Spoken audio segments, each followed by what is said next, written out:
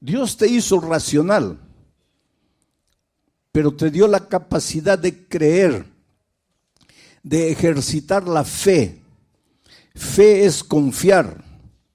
El problema es que nosotros los seres humanos confiamos en cualquiera, menos en Dios. Cuando se trata de creer, a los seres humanos les creemos, pero cuando se trata de creerle a Dios ya no creemos. ¿Quieres un ejemplo? El otro día yo recibí en mi celular un mensaje y dice así: usted acaba de ganar un carro de $100,000. Necesitamos hacer los documentos para enviarle el carro. Por favor, depositen en esta cuenta $1,000 para la documentación. ¿Por qué se están riendo ustedes? Porque ya recibieron. ¿Y por qué existe ese tipo de mensajes? ¿Por qué? Porque hay gente que cree. Porque si nadie creyera, nadie se daría el trabajo de perder el tiempo mandando ese tipo de mensajes. Pero es que hay gente que cree. Ahora, si Dios le dice: hijo, entrégame tu corazón y tú vas a ver cómo yo voy a cuidarte, ¿será? ¿No será? ¿Cómo será? Pero al otro le mandó los $1,000 rapidito. Esta noche vamos a aprender cómo enfrentar los momentos de dificultad y cómo nuestra vida está llena de dificultades. El texto para esta noche, primer libro de los Reyes, capítulo 17, a partir del versículo 12. Primer libro de los Reyes. Ahí está el texto. Voy a ir leyendo y comentando, pero primero voy a leer este versículo, después voy a contarles el contexto para después entrar de nuevo a este versículo e ir yendo versículo por versículo hasta el 22. Dice: y ella respondió. ¿Quién es ella? La viuda de Sarepta, una viuda que vivía en la tierra de Sarepta, en Fenicia. Y ella respondió. ¿A quién le respondió? Al profeta Elías. Vive Jehová tu Dios, que no tengo pan cocido, solamente un puñado de harina tengo en la tinaja y un poco de aceite en una vasija. Y ahora recogía 2 leños para entrar y prepararlo para mí y para mi hijo, para que lo comamos y nos dejemos morir. Ahora, ¿en qué circunstancias se escribió este versículo? Y eso es lo que les voy a contar como contexto, para que podamos juntos entender el texto que acabo de leer. El profeta Elías estaba vivo. Y el profeta Elías recibió un mensaje de advertencia para el rey. El rey de Israel en esos tiempos se había casado con una mujer llamada Jezabel. ¿Y sabes de dónde había nacido Jezabel? Justamente en Sarepta, en la tierra de Fenicia. Y ella llegó a Israel casada con el rey, trayendo sus costumbres paganas y sus dioses paganos. Y el rey se dejó contaminar por la cultura de la esposa y se olvidó del Dios Todopoderoso y empezó a adorar a los dioses paganos que la esposa trajo. Uno de esos dioses era Baal. Según la cultura de ellos, Baal era el dios de la lluvia, el dios de la tormenta. ¿Y cuál es el mensaje que Dios le entregó a Elías para llevar al rey, Acab? Le dijo: mira, dentro de poco tiempo no va a llover más. No va a llover más hasta que tú reconozcas que has ofendido a Dios. Va a dejar de llover. Ahora, miren, atreverse a desafiar al dios Baal, porque el dios Baal era el dios de la lluvia. Y atreverse a decir que por voluntad de Dios va a parar de llover, eso era una afrenta terrible. Y la ira del rey se desató contra Elías, lo amenazó de muerte. La esposa Jezabel, cuando se enteró de la aberración, entre comillas, que había dicho Elías, también decidió enviar gente para perseguirlo y matarlo. Entonces Dios le dio una orden al profeta. Le dijo, vete al arroyo de Querit, allá una fuente de agua natural en las alturas. Y él corrió, mirando atrás para ver si ya lo alcanzaban los perseguidores. Y finalmente llegó al arroyo de Querit y se quedó allí. Ahí tenía agua, en el arroyo había agua. Dejó de llover en la tierra de Israel, pero ahí en el arroyo había agua. Y la historia bíblica, los versículos anteriores al 12, nos cuentan que ahí en el arroyo no tenía que comer, tenía que beber, pero no tenía que comer. Y que Dios le mandó cuervos, y que los cuervos le traían comida todos los días. Le dejaban la comida y se iban.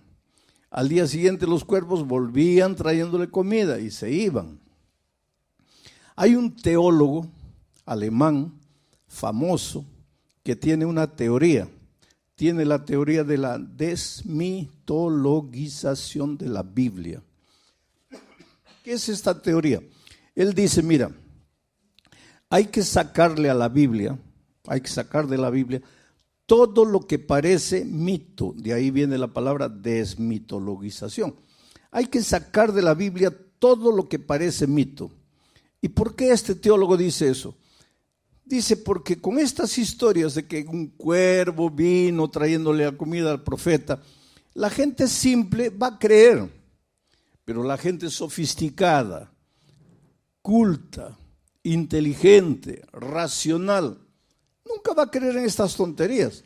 Que Moisés levantó la vara y el mar se abrió y el pueblo pasó, y una vez que el pueblo pasó vino el enemigo, pero el mar se cerró y el enemigo murió.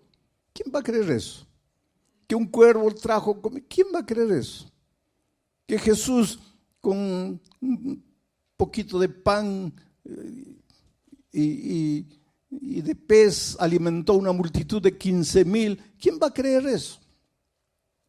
Que el pueblo de Israel estaba muriendo de hambre en el desierto y Dios le hizo llover una comida extraña llamada maná. Este teólogo, un teólogo es alguien que estudia la Biblia, mucho. Dice, hay que sacar todas estas historias que parecen historias para niños, esto que parece mito, hay que sacar para que la gente culta, racional, pueda creer en la Biblia. Pero te digo una cosa, si tú a la Biblia le sacas todo lo que parece mito, no te queda nada. Porque la Biblia es un libro de milagros. Porque Dios es un Dios de milagros. Dios te hizo racional, pero te dio la capacidad de creer, de ejercitar la fe. Fe es confiar.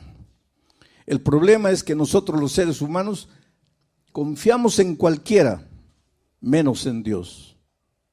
Cuando se trata de creer, a los seres humanos les creemos, pero cuando se trata de creerle a Dios ya no creemos.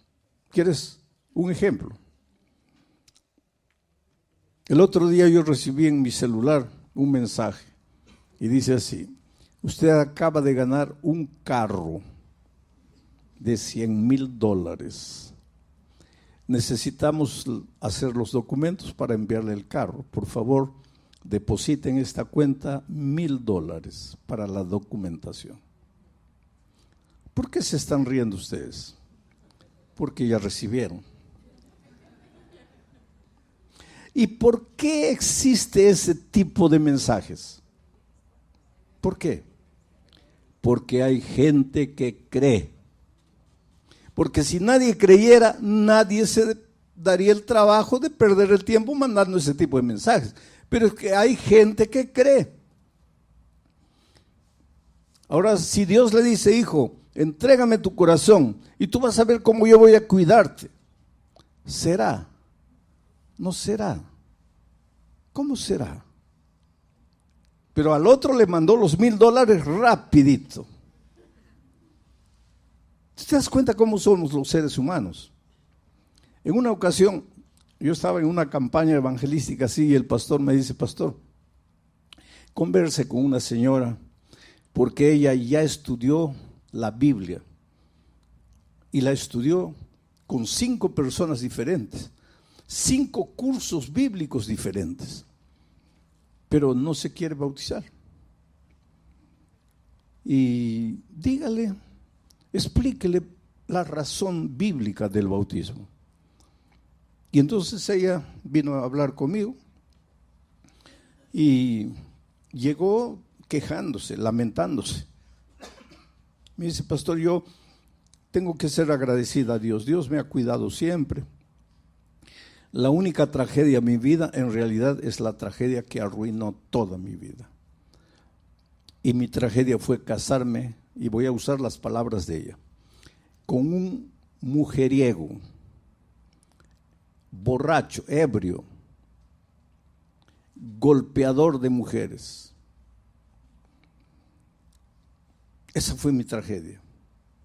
Hoy día estoy sola, abandonada, con los hijos, sin saber qué hacer. Yo le hice una pregunta, ¿por qué dices que tu esposo era un mujeriego? Porque, pastor, me engañaba con todas las mujeres que veía en la calle, con mis vecinas, con mis mejores amigas.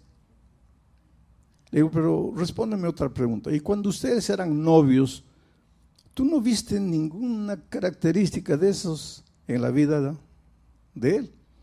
Ah, sí, me dice, pastor, de novios ya me engañaba con mis amigas, con mis compañeras. ¿Y por qué te casaste? Es que él me prometía que nunca más me iba a engañar. ¿Y tú le creíste? Le creí, pastor. Y le digo, y vamos a cambiar de asunto, ¿por qué no te bautizas? ¿Sabes lo que me dice?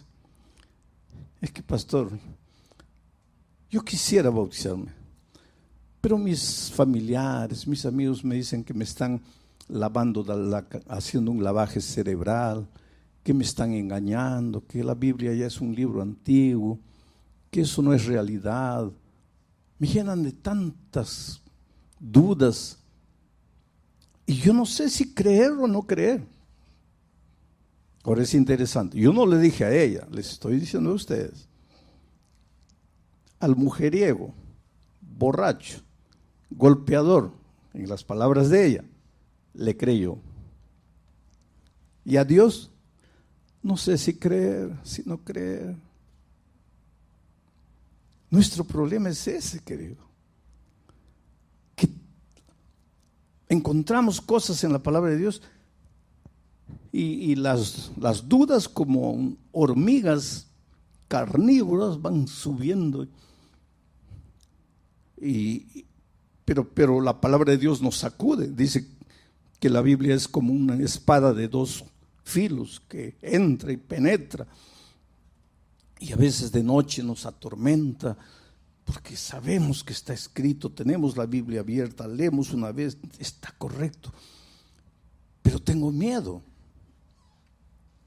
Bueno, la viuda nos va a enseñar una gran lección esta noche. Elías se fue allá, fue alimentado por cuervos, y aunque te parezca que esa es una historia para niños, no lo es. Es la realidad más hermosa de la Biblia.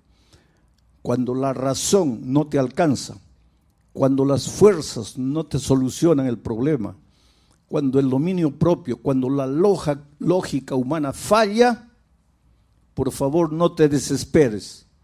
Dale a Dios la oportunidad de ser Dios en tu vida, de hacer las maravillas que la ciencia no puede explicar, que ningún ser humano puede explicar. Porque milagros, ya dije, en los milagros Dios rompe las leyes de la naturaleza. Por eso el milagro no puede ser entendido por la lógica humana, porque va contra todo lo que es lógica. Pero si esta noche yo me pusiese a contarles a ustedes los milagros que Dios ha hecho en mi vida, pasaríamos aquí la noche toda y no terminaríamos. Yo trabajé 3 años en la selva, fui misionero entre los indígenas de la Amazonía de mi país, 3 años. Dormí con ellos, dormí en el suelo, dormí en el árbol, caminé por la floresta. Muchas veces tenía que beber, otras veces no tenía que beber ni comer. Yo me acuerdo que muchas veces caminaba muriendo de sed, no había agua. Encontraba un charco lleno de renacuajos, ahuyentaba los renacuajos y me tomaba esa agua. Otras veces no había ni charco, había solo un lamazal. Me sacaba la camisa, colocaba lama, apretaba y las gotas que caían me las bebía. Por eso yo siempre digo, yo viajo por todos los países del mundo. Yo digo, la bacteria que quiere entrar a mi estómago tiene que pensar 50 veces, porque corre el riesgo de morir dentro de mí. Dios me envió a la selva para enseñarme a depender de Él. Y yo les podría contar milagro tras milagro, las cosas maravillosas que Dios ha hecho en mi vida. Y si alguna duda quedaba en mi mente con relación a milagros, cuando fui a la selva desapareció todo. Cuando encuentro esto, para mí no me resulta difícil creer, porque yo he vivido en mi propia experiencia eso. Entonces ahora sí, en ese contexto, él fue alimentado en el arroyo de Querit, Elías, por los cuervos, pero el agua se acabó. Y entonces Dios le dijo a Elías, ahora vete a Sarepta, la tierra de Jezabel, la esposa de Acab. En Sarepta, en los límites con Fenicia, también sucedió ese incidente de Jesús. ¿Se acuerdan cuando una mujer Ciro-Fenicia vino y le dijo, Señor, ayúdame? ¿Te acuerdas que Jesús dijo, no es bueno dar el pan de los hijos a los perritos? ¿Te acuerdas? Eso sucedió en esa tierra. Ahí era Sarepta y allí vivía una viuda pobre que, de acuerdo al relato, no tenía nada. Un poco de aceite, un poco de harina, y ella fue al campo a recoger leña para preparar un pan, comer ella y su hijo. Y en las palabras de ella, prepararse para morir porque ya no había más nada que comer. Entonces Dios viene a Elías y le dice, vete a Sarepta. Ahí hay una mujer a quien ya le he ordenado que te sustente. Pero Dios le dice, Elías, ve allá porque allá hay una mujer a quien ya le he ordenado. Pero ¿cómo le había ordenado? Porque ahora, cuando Elías llega a Sarepta y ve a la mujer recogiendo leña para hacer su último pan, Elías le dice, mira, por favor, prepárame un pedazo de pan, tráeme un poco de agua, que quiero beber. Entonces viene el texto, y ahora vamos a entrar a analizar un poco el texto. Y ella respondió. ¿Quién le habló? El profeta. ¿En nombre de quién? De Dios. Y ella respondió. Benditas las personas que cuando Dios habla responden. Benditas las personas que cuando oyen la voz de Dios toman una decisión. Ella respondió. ¿Qué es lo que respondió? Vive Jehová tu Dios que no tengo pan cocido. Solamente un puñado de harina tengo en la tinaja, un poco de aceite en una vasija, y ahora recogía los leños para entrar y prepararlo para mi hijo, para que lo comamos y nos dejemos morir. Es decir, esta mujer había llegado al límite de sus fuerzas, de sus recursos. Lo único que le restaba, en la opinión de ella, era la muerte. Vamos a morir. se acabó, ya no hay salida, este problema no tiene solución, vamos a morir, este es el último bocado, se acabó, ya no vale la pena luchar. ¿Para qué luchar? Vamos a morir. ¿Por qué una persona delante de las dificultades de la vida? Yo te pregunto esta noche, ¿cuál es el drama que tú estás viviendo? La viuda de Sarepta vivía un drama económico, financiero, de sobrevivencia. No había pan, la harina se había acabado, el aceite se estaba terminando, no llovía, la tierra no producía, no se podía comprar nada. Desde el punto de vista humano, para ella, la muerte era la única salida, la única solución. Estaré predicando en esta noche para alguien que en su vida financiera cree que ha llegado al punto en que ya no tiene salida. Estaré predicando esta noche para alguien que en su vida profesional ha llegado a una situación extrema en que piensa que abandonar todo y largar y olvidarse de todo es la única salida.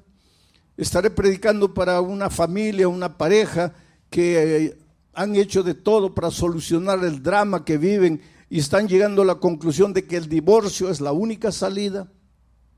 Todos los días enfrentamos luchas en diferentes aspectos de nuestra vida. El sur del Brasil en estos momentos está siendo sacudido por la naturaleza.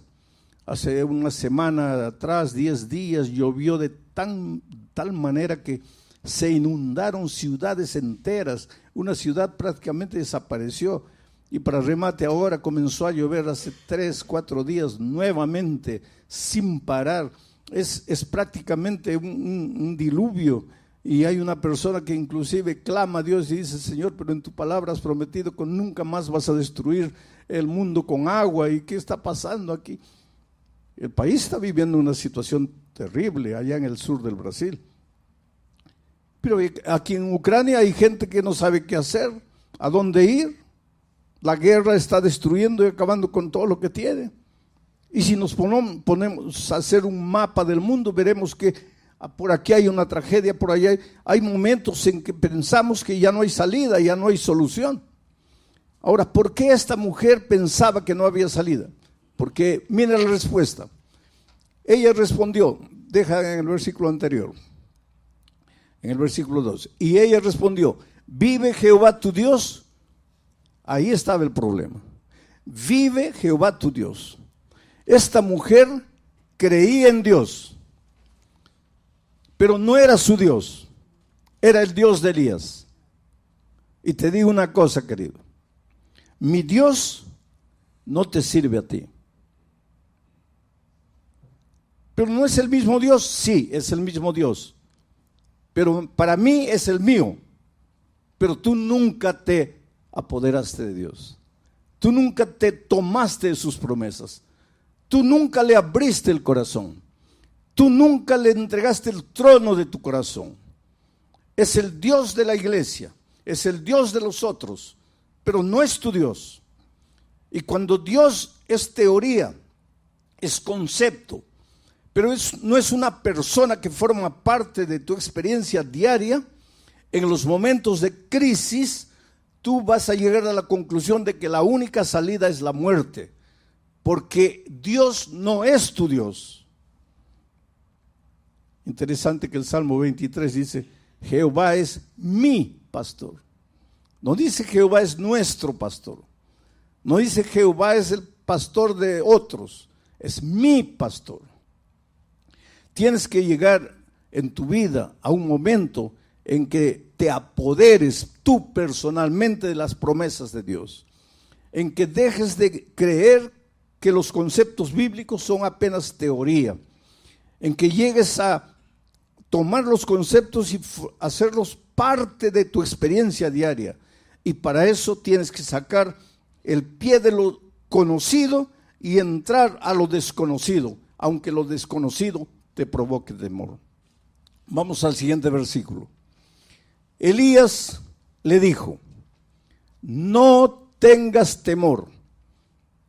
¿Te acuerdas la noche que yo prediqué sobre el temor, el miedo? Cuando los discípulos estaban en alta mar, el problema no era la tormenta.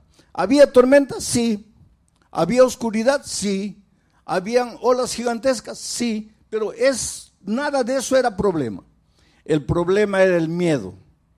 Y cuando Jesús llegó y dijo, no tengáis miedo, el miedo desapareció y Pedro fue capaz de andar por encima del mar. Ahora encontramos aquí a una viuda pobre en una situación extrema, pensando que la única salida es la muerte. ¿Por qué? Porque el Dios de Elías no era su Dios. Ella no tenía una experiencia personal con Dios. Y por eso su corazón estaba lleno de temor. Y por eso Elías, en el nombre de Dios, le dice, no tengas temor. Pero tú solo no vas a tener temor cuando el amor que es Dios, el amor eche fuera el temor. Cuando Jesús entre a tu vida, cuando tú tengas un compromiso personal con Dios, cuando Dios deje de ser Dios y se torne tu Dios, y que tú vivas con Él una experiencia personal, inédita, inexplicable. El otro día una persona que estaba conociendo el Evangelio y en cuya vida Dios estaba haciendo maravillas, me dijo, triste, pastor, mi familia cree que me estoy volviendo loco, pero es que ellos no entienden lo que Dios ha hecho en mi vida. Ellos no entienden lo que Dios ha hecho en mi vida. Oh querido, esta es la más linda realidad. Dios va a hacer cosas en tu vida y no te atrevas a contarlo, porque los otros no van a entender. Y si tú no has entendido todavía, es porque Dios todavía no es tu Dios. Pero cuando Dios sea tu Dios, tú vas a ver las cosas maravillosas que Dios va a hacer por ti. Milagros. Y milagros no se comprenden, milagros se aceptan por fe. Elías le dijo, no tengas temor. Ve y haz como has dicho. Pero hazme a mí primero de ello, el aceite y la harina, una pequeña torta cocida debajo de la ceniza, y tráemela, y después harás para ti y para tu Dios. ¿Qué es lo que Elías estaba diciendo? No era para Elías en realidad. Lo que Dios estaba diciendo, mira hijo, en lugar de pensar primero en tus necesidades, entrégame tu corazón, cree en mí, confía en mí. Y la mejor manera de demostrar tu confianza en mí es que me vas a colocar a mí en primer lugar. Prepara el pan y tráemelo a mí. Y después vas a preparar para ti y para tu hijo. Esto es colocar a Dios en primer lugar. Es interesante que Génesis 1:1, el primer versículo de la Biblia, dice así: en el principio Dios creó los cielos y la tierra. Pero leemos el verso y no pensamos, no reflexionamos. Pero mira lo que dice. En el principio Dios. Después que Dios fue colocado en el principio, viene el verbo crear. Dios creó la acción. Y el resultado, cielos y tierra. Todos nosotros queremos los cielos y la tierra, pero nadie coloca a Dios en el principio. Si Dios no está en el principio, no hay cielos ni tierra. El crear sin Dios en el principio no tiene sentido. Tienes que colocar primero a Dios. Y eso es lo que Elías le dijo a la viuda: colócame a mí primero y después vas a ver. Siguiente verso. Porque Jehová, Dios de Israel, ha dicho así: la harina de la tinaja no escaseará, ni el aceite de la vasija disminuirá, hasta el día en que Jehová haga llover sobre la faz de la tierra. Jehová ha dicho así. Oh querido, puede haber la cantidad de dificultades y problemas delante de ti que tú puedas imaginar. Nada va a ser capaz de derrotarte. Primero, si colocas a Dios en primer lugar.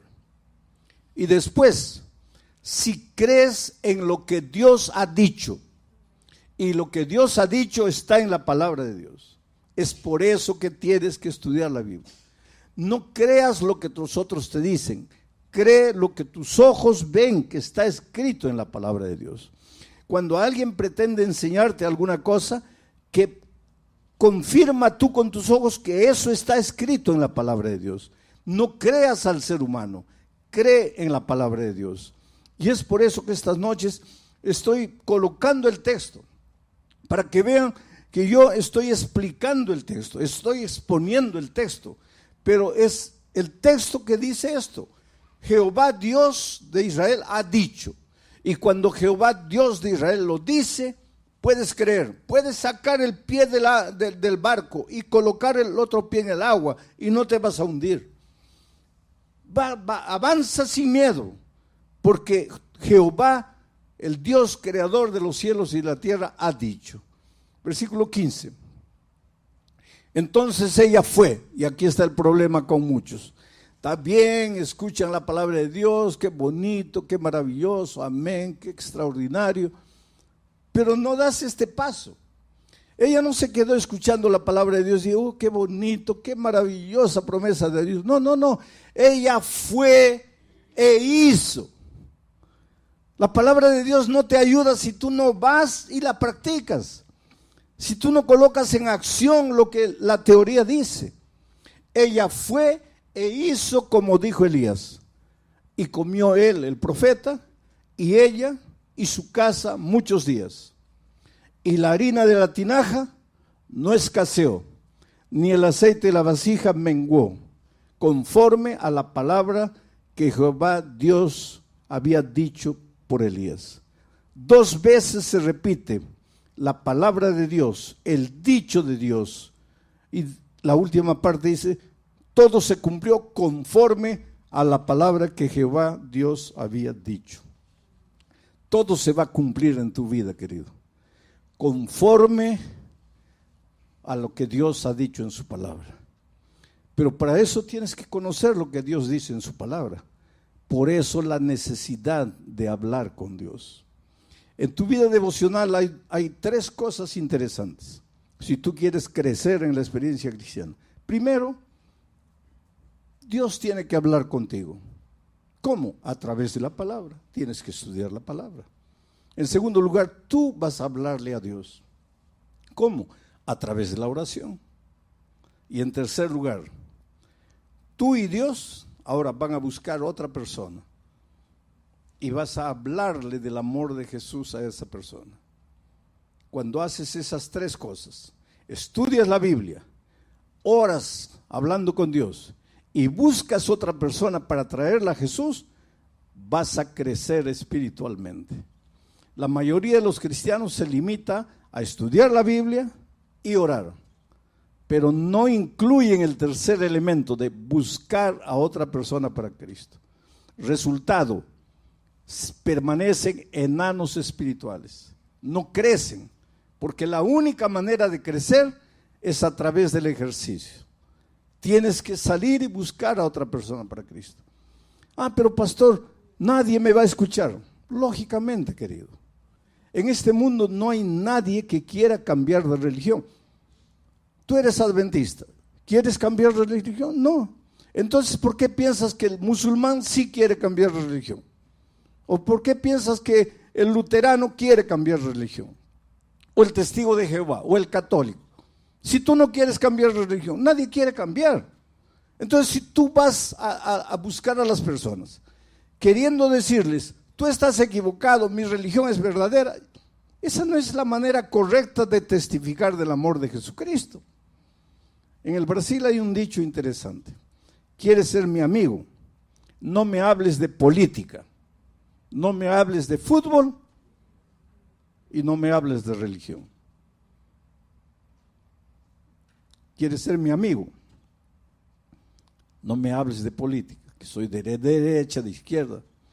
No me hables de fútbol, que soy del Real Madrid, del Barcelona. y no me hables de religión, que soy de esta o soy de aquella iglesia. Pero entonces, ¿cómo es que traemos a las personas a Cristo? Es la manera más simple. ¿Quién lleva a los jóvenes a las drogas? A ver, dígame, ¿quién los lleva a las drogas? ¿Ah? Los amigos. Los muchachos se meten a las drogas llevados por los amigos. Y el joven que entra al mundo de las drogas, él sabe que la droga lo va a acabar, ¿sí o no? Claro que sabe. En este mundo de tanta información, ¿quién va a decir que entró a la droga y no sabía que la droga lo iba a destruir? Saben. ¿Y por qué entran? Por el amigo. ¿Y tú por qué no puedes traer a alguien para Jesús?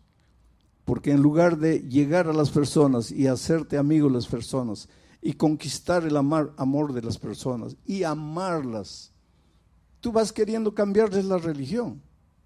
Y nadie quiere cambiar de religión. La amistad. Miren, la viuda de Sarepta al comienzo, cuando llegó Elías, estaba toda triste, compungida, voy a morir, solo tengo un poco de aceite, no tengo nada, se acabó la vida. Se encontró con Elías, le dijo, ¿tu Dios? Elías dijo, no, mi Dios no te sirve a ti, tú tienes que apoderarte de la promesa divina.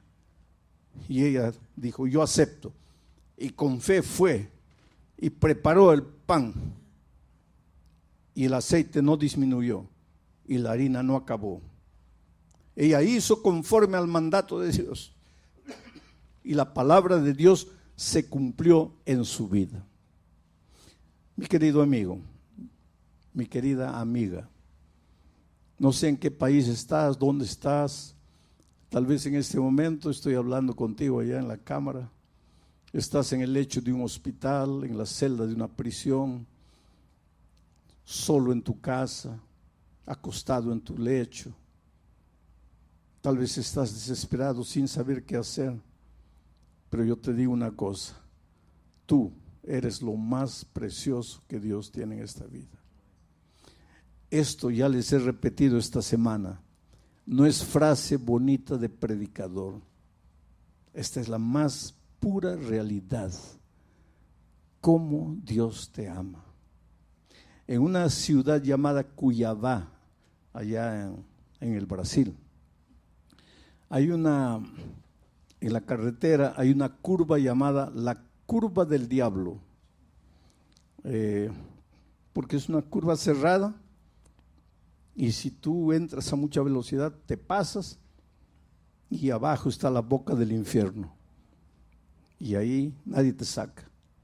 Tú echas una piedra y tienes que contar hasta 20, 30 para escuchar el sonido de la piedra llegando abajo. Un hombre que fue infiel a su esposa. La esposa le dijo, no quiero más vivir contigo. Los hijos le dijeron, nos vamos con mamá porque tú no fuiste un buen esposo, no fuiste un buen padre. Como consecuencia de esa situación familiar, los negocios se fueron a pique. Para que prosperes en cualquier área de la vida, tienes que tener paz en tu corazón. Si tú no tienes paz en tu corazón, vas a ser un mal empleado, un mal empresario, porque no tienes paz en el corazón. Ese hombre, ahora complicado en su vida familiar, se complicó en la vida financiera, se llenó de deudas. Y un día pensó, lo único que me resta es morir. Y agarró la camioneta y subió la carretera para bajar a toda velocidad y lanzarse al abismo con el carro. Mientras subía, prendió la radio, cualquier radio, y por esas cosas divinas, no hay coincidencia, hay propósitos divinos. Por esas cosas divinas, prendió en una emisora llamada Radio Nuevo Tiempo de Brasil, Radio Novo Tempo. Y por esas cosas de la vida, quien estaba predicando en ese momento era yo. Y por esas cosas divinas, la frase primera que él oyó fue: si crees que la única salida para ti es la muerte, espera un poco. La muerte no es salida para nada. Tú no fuiste creado para morir. Tú fuiste creado para vivir. Tú eres el fruto de un Dios de vida. Y si la vida no está funcionando como tú quieres, es porque tú te has olvidado del Dios de la vida. Entonces, en lugar de pensar en acabar con tu vida, entrégale tu corazón a Jesús. Dile: Señor, yo humanamente lo he perdido todo, lo he destruido todo. Por primera vez en mi vida, y tal vez porque ya no me queda otra cosa, te voy a dar un voto de confianza. Haz por mí lo que yo no puedo hacer por mí mismo. Y esas palabras impactaron su corazón. En primer lugar, él dijo: ¿quién es este hombre? En segundo lugar, ¿quién le contó mi historia? Este hombre me está hablando a mí. Yo soy el que destruyó mi familia, mi vida financiera. Yo soy el que está subiendo aquí para matarme. ¿Quién le dijo a este hombre? Eso lo impactó tanto que cuando llegó arriba, recostó el carro, salió a la carretera, inclinó el cuerpo encima del volante y lloró, lloró y lloró. Y el otro día ya les dije que a veces pienso que las lágrimas Dios nos ha dado para lavar la basura interior que nos está matando. Pero él no solo lloró, él habló con Dios a gritos y dijo: Señor, yo soy el hombre que este hombre que está hablando está describiendo. Estoy perdido, he venido aquí a matarme, pero tú eres Dios de vida, tú me creaste, entonces dime, ¿qué quieres de mí? Y cuando él estaba gritando eso, yo en el sermón decía: simplemente entrégale tu corazón a Jesús. Y ese hombre ahí donde estaba le dijo a Dios: Señor, yo no sé qué es entregarme a Jesús, pero aquí estoy, aquí me entrego. Al final descubrió que era la emisora Radio Nuevo Tiempo, escribió a la emisora lo alcanzó. Hoy día es un miembro de iglesia feliz, ha restaurado su matrimonio, está restaurando sus empresas, porque cuando Dios te restaura, te hace completamente de nuevo. Pero no puede hacer nada en tu vida por la fuerza. Tú tienes que querer, tú tienes que decir sí. Aunque tengas que decirle: Señor, yo no entiendo, por ejemplo, ¿por qué este pastor me pide que me levante y vaya adelante? No lo entiendes. No lo entiendes hoy.